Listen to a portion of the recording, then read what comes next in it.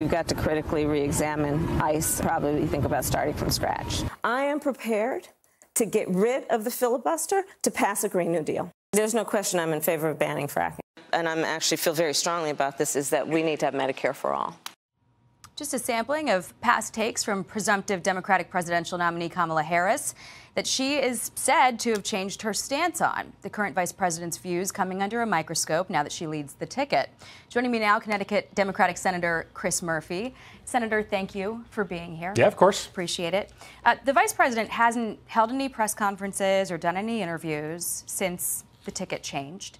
But her team has been putting out word through the media that she's not as liberal as she once was. The New York Times writes, in addition to changing her position on fracking, campaign officials said she now backed the Biden administration's budget request for increased border funding for border enforcement, no longer supported a single-payer health insurance program, and echoed Mr. Biden's call for banning assault weapons, but not a requirement to sell them to the federal government.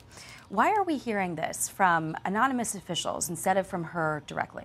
Well, first of all, Kamala Harris has always been for border security. And the fact of the matter is this campaign is going to involve a enormously important contrast between the Biden-Harris administration, which has pushed for bipartisan border security legislation that would fix the problems at the border, and Donald Trump, who killed that bipartisan deal. Today, border crossings are lower at the southwest border than they were at the end of the Trump presidency.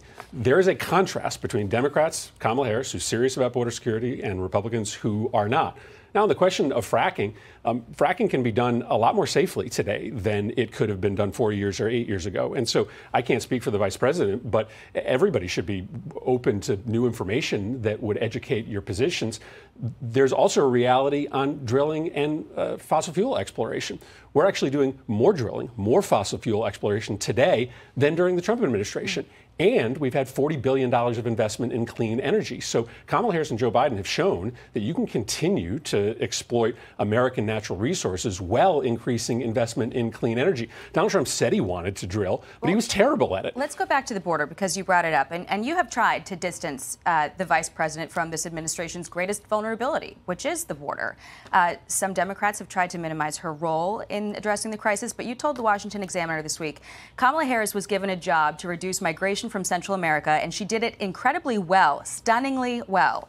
But the numbers do show a different picture there. 4.31 million migrants from these countries specifically that crossed into the U.S. since 2021. It is up 140% from Trump's term, 34% from the Obama years. How is that stunningly well? So I'm squinting to read your figures, but the figures I have seen show that from the three Northern Triangle countries that Kamala Harris was put in charge of stemming migration from, migration has dropped by 50 to 60% from those countries. What has increased over the course of the term, because it started so high. Well, it started so high in part because of a series of crises that unfolded during the Trump administration. What drove the increase in migration was in part huge increased travel from a country like Venezuela, which was plunged into economic crisis because of Donald Trump's policies. Kamala Harris was given an important but discreet task. She was able to dramatically reduce migration from those countries. And again, apples to apples, crossings at the southwest border are lower today than they were at the end of the Trump administration. We could talk for a long time about Venezuela, but I want to talk to you about the Supreme Court reform proposal. This week, the White House said that they were open to eliminating the filibuster to get this across. Listen to what they said here. These past endorsing eliminating the filibuster then. I mean, look, he laid out the 3 ways that he wants to move forward. We're going to have hopefully a healthy debate with Congress on what this is going to look like.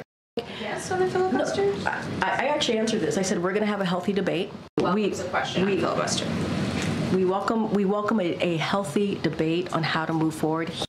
So the topics of these proposals are one thing. It's been well discussed all week long, but the mechanism of how you do it really has not been explored. Would you support eliminating the filibuster to make this happen? Oh, absolutely. I mean, I can just speak for myself. I mean, I just don't think that democracy can allow for 40% of the United States Senate to stand in the way of progress that's popular with the American public. 90% of the American public supports background checks on gun sales. We can't pass that in the United States Senate, not because we can't get 50 United States senators, but because we can't get 60 United States senators.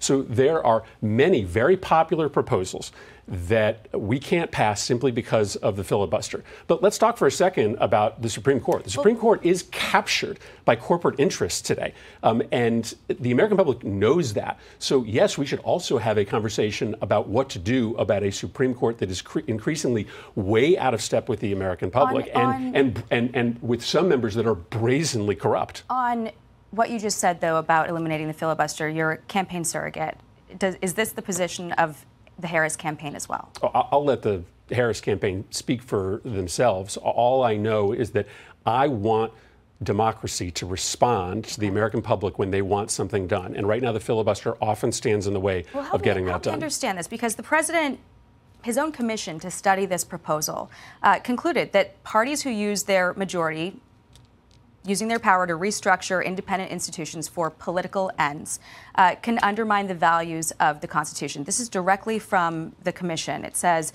in recent years, we've seen democratic governments regress or backslide with respect to judicial independence. Democratic systems most resistant to this prospect are those in which an electoral majority is not sufficient to change the fundamental structure of institutions such as the courts.